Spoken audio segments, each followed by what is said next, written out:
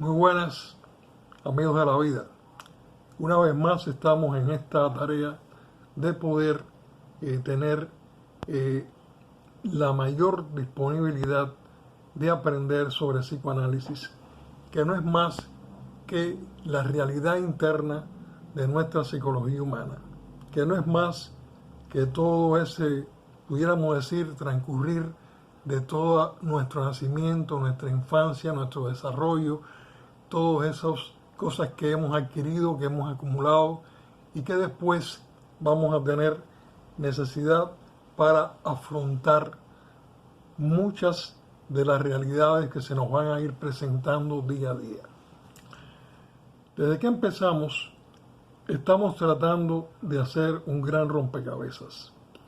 Este gran rompecabezas consiste en que ustedes y todo aquel que no tenga verdaderamente una formación psicoanalítica pueda tener las primeras nociones, los conocimientos imprescindibles para poder entender al ser humano, que pudiéramos decir que pertenece al mundo de la psicología humana y sobre todo a la escuela psicoanalítica de Sigmund Freud. Hoy vamos a tratar otro elemento más que es muy necesario conocer, pues nos faltan muchas cosas por delante. Tenemos un arduo trabajo porque vamos a tratar sobre la depresión, vamos a tener que tratar sobre los jóvenes, vamos a tener que tratar sobre la enseñanza de los padres a los jóvenes, vamos a tratar de ver cómo está ese mundo de la pubertad donde nuestros hijos se aíslan y donde hay una cantidad de cuestiones nuevas en su biología, en su fisiología y en su psicología que comienzan a aparecer, y cuál es la reacción y cómo podemos verdaderamente reaccionar de una manera sana y positiva, siempre para encontrar la madurez y la fortaleza en nuestra juventud, que tan importante es. Traemos hoy algo que es imprescindible, ya que estuvimos hablando de las relaciones de pareja, y es la autoestima. La autoestima es un concepto clave en la psicología actual.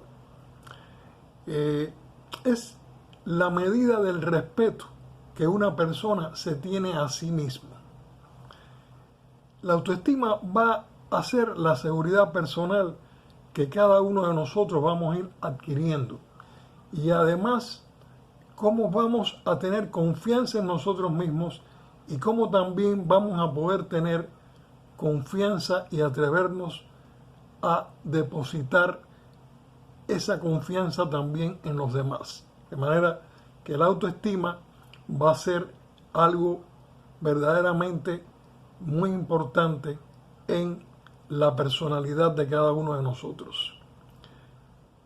Se oye mucho hablar de la autoestima, se oye hablar mucho de esta baja la autoestima, y la autoestima es también la capacidad que puede tener un ser humano para soportar el estrés y soportar sobre todo las frustraciones.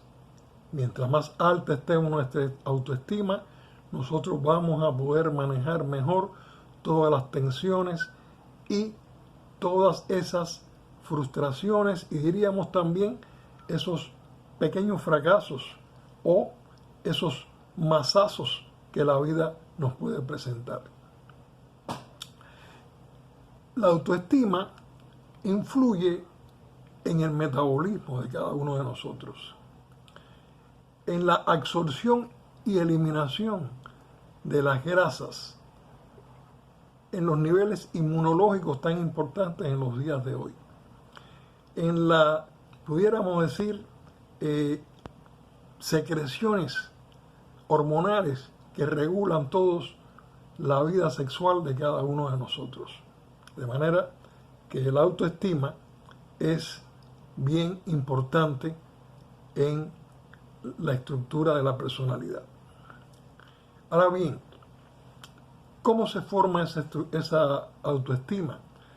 Pues esa autoestima está entre las relaciones interpersonales que nosotros hemos tenido, sobre todo desde el periodo de nuestra infancia. Es decir, es ahí donde nosotros vamos a adquirir esa seguridad, ese respeto por uno mismo, ¿no? ¿Por qué? Porque nosotros en realidad somos unos seres que nacemos en una, pudiéramos decir, realidad donde todavía no tenemos ni la formación del yo, ni la formación del ello, ni la formación del superyo, algo que se habla tanto.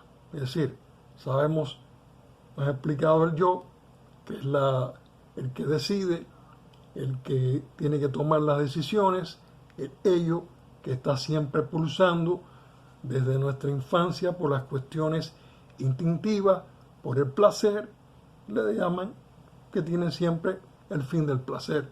Y ese superyo es algo muy importante que va a estar en relación con la autoestima, porque ese superyo es el sustituto de nuestros padres, donde ya desaparecen nuestros padres, desaparecen muchas de las, pudiéramos decir, de las medidas higiénicas, muchos de los controles que tenemos que hacer con los esfínteres, ya aprendemos a caminar, empezamos a tomar independencia, empezamos a usar la palabra, pero necesitamos, sí, necesitamos de ese superyo que está ahí regulando muchas veces nuestra propia autoestima. Tiene mucho que ver. ¿Por qué? Porque el superyo es las reglas morales, el superyo es aquello que te está diciendo qué es lo correcto y qué es lo incorrecto, dónde están los ideales, cuáles son las cosas verdaderamente que pertenecen al ideal, a la fantasía que el yo necesita, como pudiéramos decir reglas, normas y leyes. La autoestima es tan interesante porque constituye incluso algo un poco difícil de poder ahora extendernos, pero es como la medida de hacerse cargo el individuo de la distancia que se separa de la omnipotencia primitiva. Es decir, sabemos que el niño ya en ese proceso de la formación del yo, de la formación de su estructura psíquica, anteriormente sencillamente está en función del placer y el displacer, de la necesidad y de saciar esa necesidad. Por lo tanto, también en relación a los suministros narcisísticos.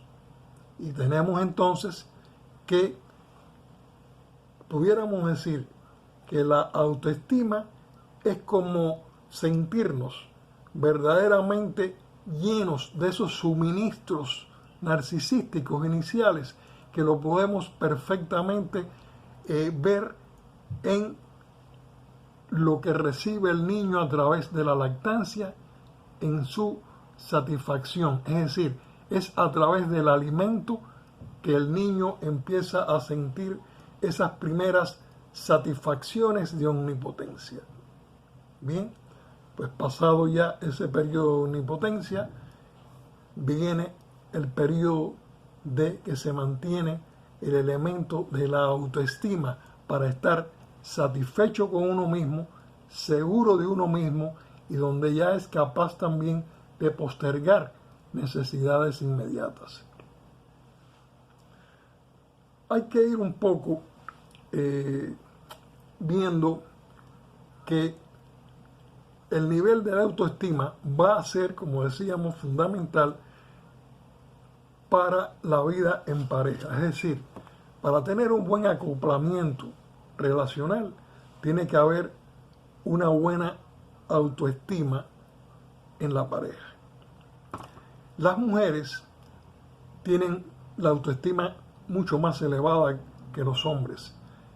¿Por qué? Porque sencillamente las mujeres hasta ahora no tenían que competir tanto en el mundo económico, ni tenían que tener tanto éxito.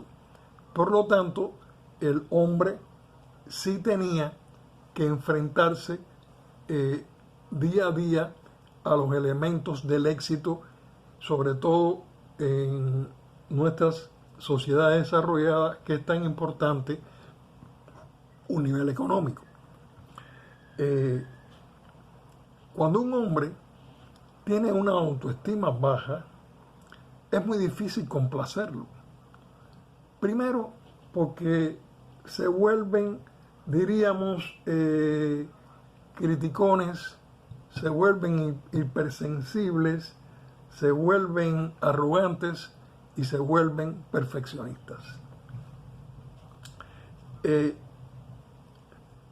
Entonces, cuando el hombre tiene autoestima baja, lo vamos a encontrar mucho buscando mecanismos de compensación, y uno de ellos va a ser ese famoso donjuanismo, y va a ser también esa promiscuidad social sexual, llamaríamosle así, porque son, pudiéramos decir, maneras de querer alimentar de una manera incorrecta una satisfacción y una seguridad personal, que es muy importante porque uno se tiene que responder a uno mismo, uno tiene que dormir con uno mismo.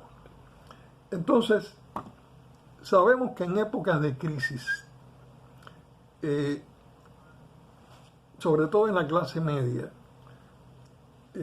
vienen niveles de insatisfacción y la autoestima baja muchísimo. ¿Por qué? Porque los neuróticos entran en crisis, tenemos también que los sanos se neurotizan, comienzan las ansiedades a ponerse ansiosa la gente, agresivos y insomnes. Es decir, las mujeres comienzan con migrañas, comienzan con trastornos menstruales, los hombres empiezan con sus escapadas promiscuas, sus reuniones alcohólicas. Bien, esto quiere decir que cuando hay problemas sociales que nos bajan la autoestima, ¿por qué? Porque también dentro de lo social estamos acostumbrados a mirarnos nuestra autoestima en función de los valores sociales. Sí, eso funciona así, pero también funciona que el hombre, además de ser un ser social, es un ser psicológico, que muchas veces, por muchos éxitos económicos, por muchos eventos, pudiéramos decir, por muchísimas, pudiéramos decir, trampas que nosotros le pongamos a la autoestima, no vamos a estar nunca satisfechos. Bien, hay unos elementos muy interesantes en esto de la autoestima, que son las frustraciones y las gratificaciones. Estos dos términos son muy conocidos, pero generalmente el concepto real en la psicología es un poco ignorado. Es decir, la frustración se ve como fracaso y la gratificación simplemente como placer y éxito. Ahora bien, la frustración es el displacer que se siente, fíjense bien, es el displacer que se siente cuando el objetivo alcanzado no llena las expectativas. Algo muy simple. Un corredor quiere romper los récords, ganar la carrera. Pues bueno, pues termina ganando la carrera, pero no ha roto los récords. Y entonces se siente frustrado. Bien. No ha fracasado, pero no ha llenado las expectativas. Quiere decir que son precisamente el no cumplir con las exageradas expectativas lo que más frustraciones produce. Y la frustración produce displacer, y este displacer trae un gran gasto de energía psíquica. Nosotros debemos de ir entendiendo cómo es el gasto de energía psíquica. Bien, el ser humano necesita gratificaciones cotidianas para mantener un balance positivo de la autoestima personal. Por eso las gratificaciones, que son la alegre satisfacción que produce todo esfuerzo exitoso, que produce todo halago, toda muestra de cariño, todo reconocimiento y respeto que se recibe, es necesario. Si las frustraciones cotidianas son siempre mayores que las gratificaciones, el balance psíquico no permite realmente una estabilidad. Y sobre todo, nosotros somos muy sensibles a la forma afectiva en que somos tratados, y porque la legítima fuente de gratificación que tenemos, una de las más fuertes y más importantes, son las gratificaciones personales. Ese cariñito, ese amor, ese desvelo, esa ternura, esa amistad seria, esa persona de confianza, ese amor de muchos años, esa confianza plena es la que realmente nosotros necesitamos. Un mal gesto de un desconocido no nos hace tanta mella, pero si por ejemplo nuestra mamá nos trata de una manera verdaderamente dolorosa, sí lo vamos a sentir como algo muy duro para nuestra propia autoestima. Diríamos también que las relaciones de pareja crean unos vínculos afectivos muy fuertes que van a ser los sustitutos de nuestras relaciones filiales infantiles. Estamos tratando de caminar un poco, pero en realidad nosotros vamos a tener necesidad de entender muy bien cómo es la relación que se establece desde nuestros primeros días. No olviden, la autoestima puede ser compensado a través de la vida, pero ya le digo, compensado. Bien, puede estar la persona navegando, pero no hay nada más importante que la madre sea la que pueda dar, y el padre, esa seguridad, ese respeto, esa, pudiéramos decir, capacidad, ¿ok?, de poder enfrentarte a los demás, pudiendo, antes que nada, reconocerte a ti mismo y ser fuerte dentro de tu propia personalidad. Podemos nosotros gratificarnos con muchos objetos diferentes, con espectáculos, con vanidades, con éxitos sociales, con victorias competitivas, pero lo que alimenta nuestro espíritu en realidad y sostiene nuestra seguridad personal es el cariño y la ternura de nuestros seres queridos y de nuestros amigos íntimos. Es decir, al final, desde el principio, aquella leche materna, aquel suministro externo, aquel alimento tan necesario que nos llevó a relajarnos y a dormir, sigue siendo prácticamente, como adultos, pudiéramos decir, la necesaria siempre alimentación, ¿ok?, tanto espiritual como amorosa, la que va realmente a tener estabilidad en nuestra vida y en nuestras relaciones amorosas o en nuestras relaciones sociales. Podemos prescindir del amor, podemos tenerlo adormecido un tiempo, pero no vamos a poder nunca tener una vida estable si no tenemos realísticamente un amor. Y para tener un amor, nosotros tenemos que tener una buena autoestima, porque tenemos que poder, sobre todo, escoger nuestra pareja de la manera más sana y adecuada. Es decir, se necesita que ambos tengan un nivel de autoestima y que puedan alimentar esa autoestima para que el respeto cada día sea mayor.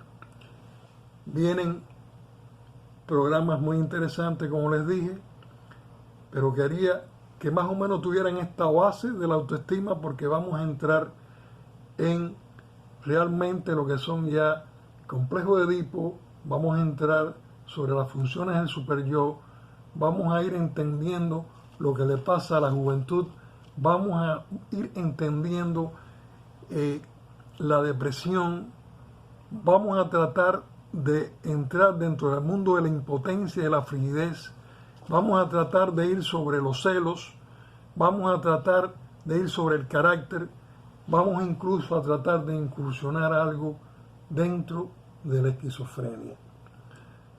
Poco a poco debemos de ir, como diríamos, paso a paso, pero disciplinadamente apurados. Amigos de la vida, nos seguiremos viendo programa tras programas. Recuerden dar likes, dar me gusta y recuerden suscribirse al canal y también lograr que otras personas puedan aprovechar estos consejos. También vamos a tener cápsulas de mensaje que quiero darle a la juventud. Bueno, que tengan muy buenas noches.